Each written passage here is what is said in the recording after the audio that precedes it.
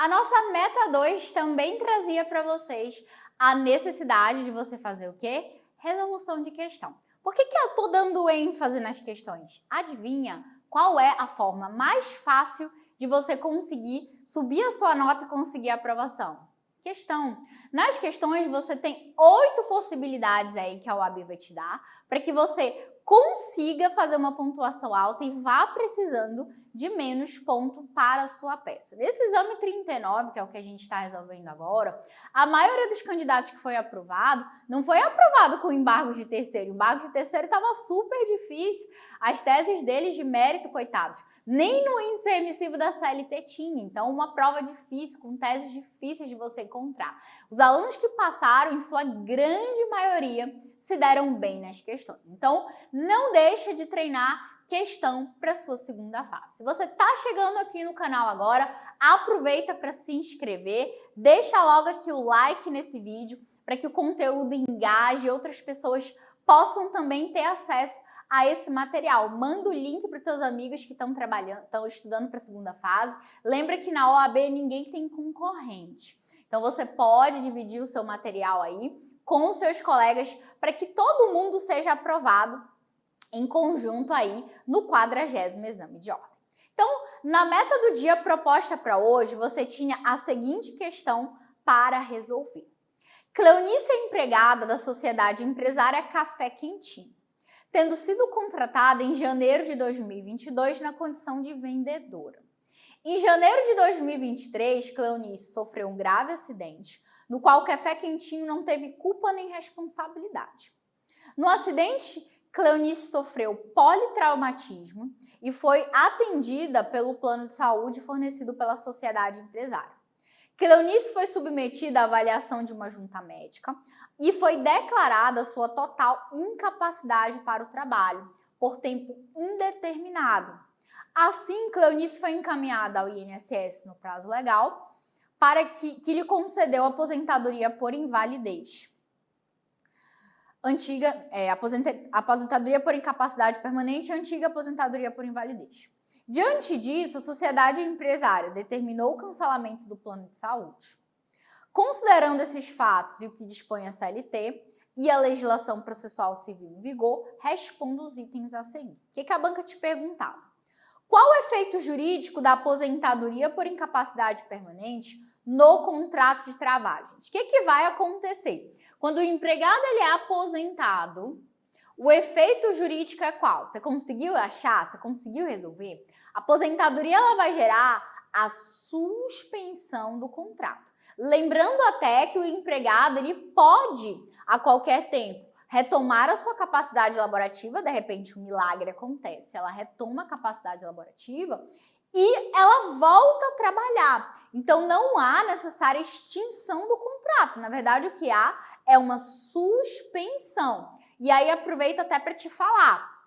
Quando eu tenho um empregado nessa situação, o que eu posso fazer enquanto empresa? Eu posso contratar o empregado substituto, que a gente chama de interino, e cientificar ele que ele está ocupando a vaga de um empregado que está numa situação de aposentadoria por invalidez. Caso eu faça isso, o dia que o meu empregado aposentado retornar, em razão da recuperação da capacidade laborativa, eu posso mandar embora o trabalhador que estava ocupando a vaga dele. Então, é uma possibilidade que a empresa tem de contratar uma pessoa para ficar no lugar da outra e, retomando esse empregado, porque recuperou a capacidade laborativa, ela desligar o outro trabalhador que estava ali ocupando o cargo, desde que, obviamente, ele tenha ciência do que está acontecendo ali na empresa. Então, como você deveria responder a sua meta 2? Como deveria ficar a sua resposta aí da meta 2? A pergunta era qual o efeito que gera no contrato. Você vai dizer o quê?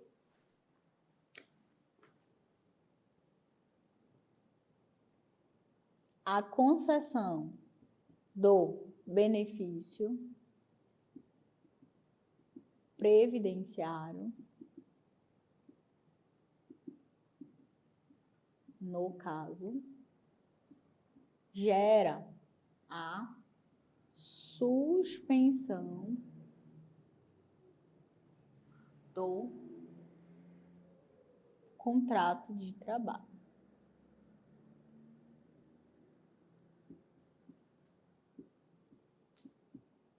Conseguiram encontrar o fundamento? Conseguiram achar o artigo 475 da CLT? Então, a gente vai colocar aqui nos termos do artigo 475 da CLT.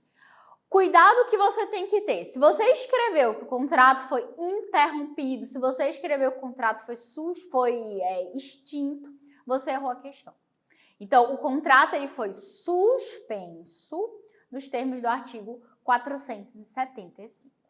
Aí vem a letra B. Na letra B, a banca está te perguntando o seguinte: qual medida jurídica deve ser adotada a fim de buscar imediatamente o restabelecimento do plano de saúde?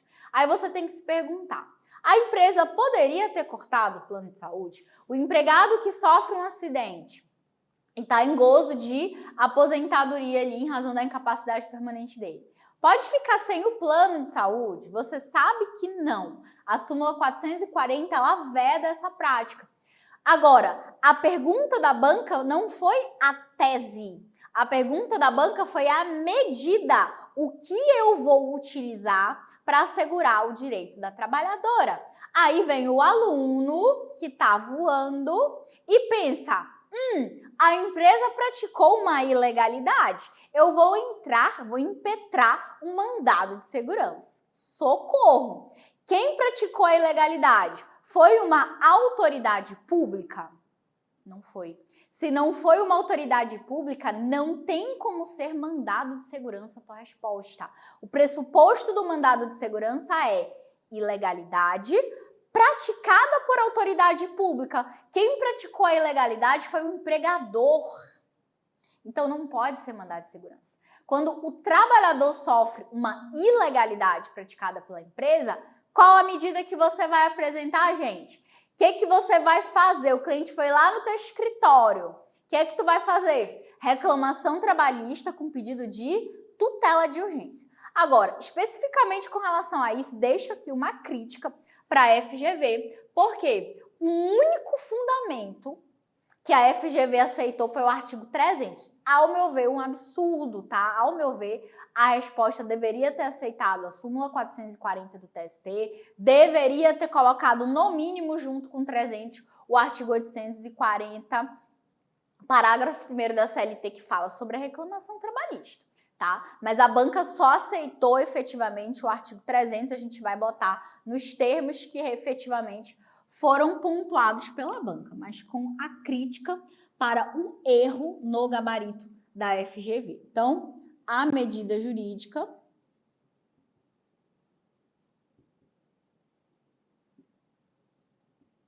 adequada para tutelar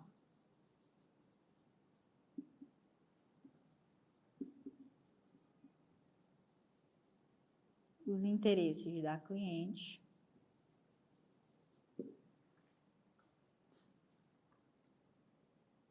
é a reclamação trabalhista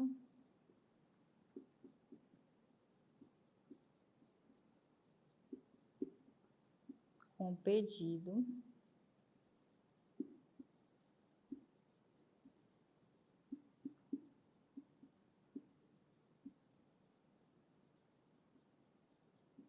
de tutela de urgência antecipada.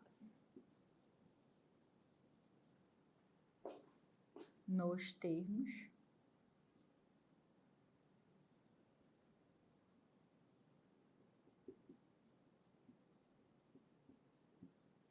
então fica aí de fato a minha sincera crítica, até porque se a gente for analisar o espelho, ele aceita a tutela de evidência que não está prevista no artigo 300, está no 311, e ele não pontua o artigo 311, tá? Então o espelhozinho capenga da FGV em relação a essa questão, as críticas são todas pontuadas aqui, tentamos reverter isso no recurso e a FGV não mudou de forma arbitrária. Então, fica com a ideia, eu no seu lugar não ia confiar, nisso aqui só para uma próxima prova. Eu colocaria, se fosse fazer a prova, o artigo 300 e vou deixar aqui porque me agonia até de escrever o negócio errado.